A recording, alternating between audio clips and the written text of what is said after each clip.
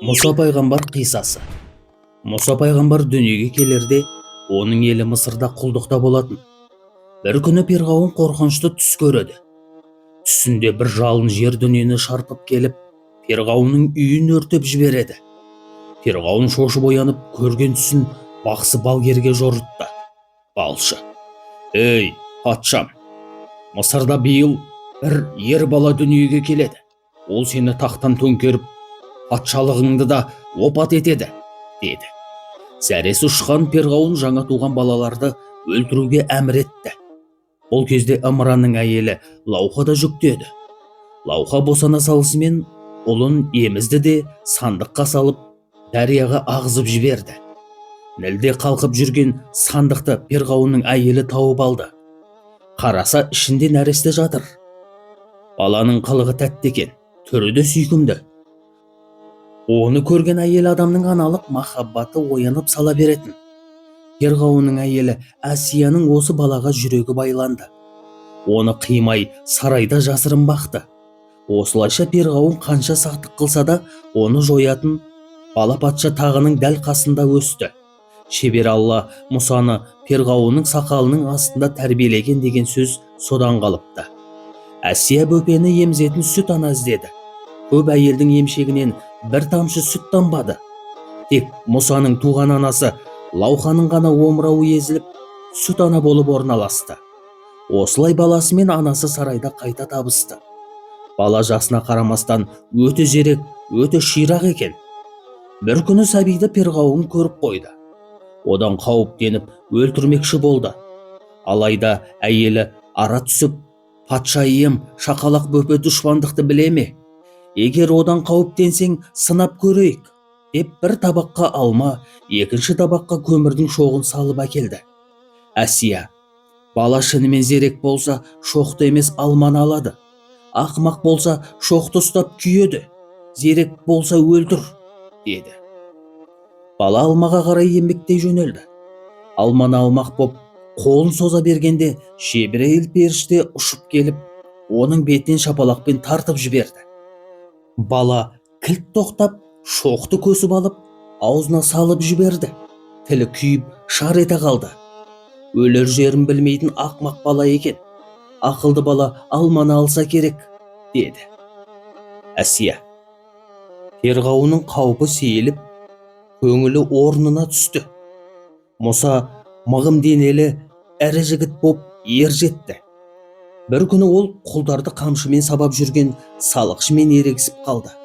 Екеуі төбелесіп, оны өлтіріп қойды. Мұса жазадан қашып, Мәдина жаққа бой тасалады. Жолай бір құдық басында қой суғара алмай тұрған екі қызды көрді. Бұлар Шұғайып пайғамбардың қыздары еді. Мұса оларға жәрдемдесіп, қойларын суғарды. Шұғайып пайғамбар Мұсаны танып, оған қошемет көрсетті. «Қаласаң, қызымның біреуін саған некелеп қосай. Соның қалың малы ретінде маған 10 жыл қызмет ет. Саған батамды берер едім», деді Шұғайып. Мұса келісті. Уағдалы мерзім өткен соң Мұса кетуге рұқсат сұрады. Шұғайып бірден жібергісі келмеді. Мұса тағы да 2 жыл қой бақты.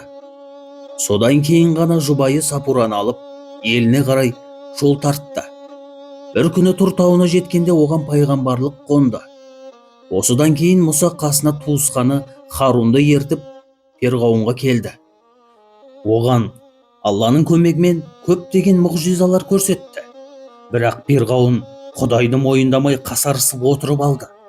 Соның кесірінен Мысыр халқы көп бәлеге душар болды.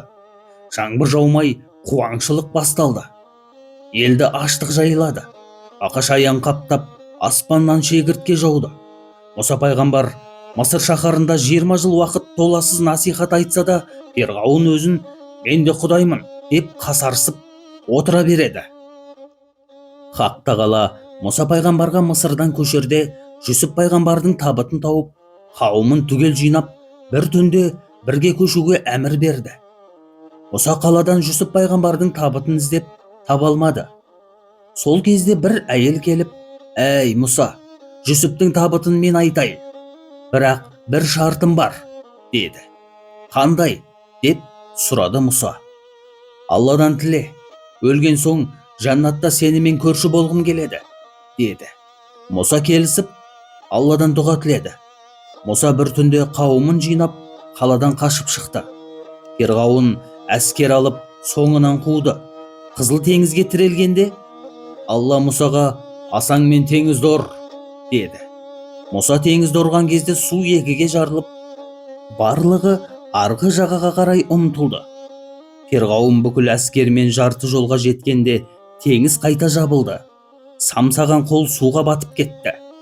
Ұлық Алла Фирғауынның бүкіл әскерін ит балыққа айналдырып жіберді. Ал Фирғауын әупілдек деген құсқа айдалып кетіпті. Мұса Байтал Мұқаддасқа келіп, зиярат жасап, Тұр тауына барып, Алламен тілдеседі. Оған сол үшін Мұса Калимолла деген құрметті есім берілген.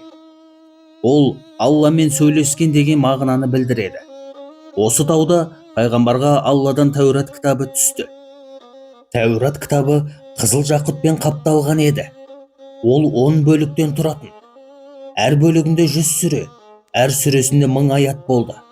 Бірақ Тәурат кітабы тым ауыр болғандықтан оны 100 түйеге теңдеген деген сөз бар. Мұса пайғамбар қолына алғанда ғана кітаптың салмағы жеңілдейтін.